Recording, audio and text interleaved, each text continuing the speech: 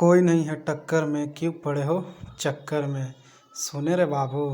नमस्ते भोजपुरिया जहान, मेरा नाम है रितेश और आप देख रहे हैं सीक्रेट भोजपुरी न्यूज़।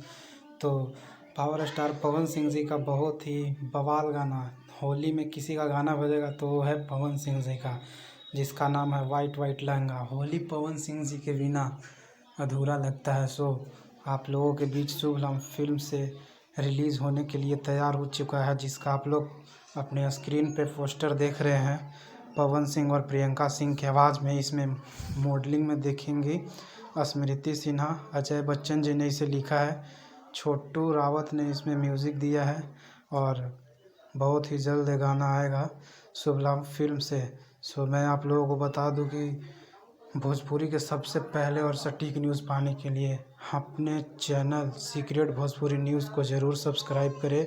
सो मैं आप लोगों को बता दूं कि ये तो शुरुआत है और बहुत ही जल्द गाने का लाइन और इस गाने का कहर आप लोगों को दिखने को मिलेगा। सो चैनल को सब्सक्राइब कर लीजिएगा और ऐसे ही अपडेट पाने के लिए अगर आप लोगों ने अभी तक चैनल को सब्सक्राइब नहीं किया है तो चैनल को कर लीजिएगा सब्सक्राइब। फिर मिलते हैं एक नए वीडियो में, तब तक के लिए धन्यवाद।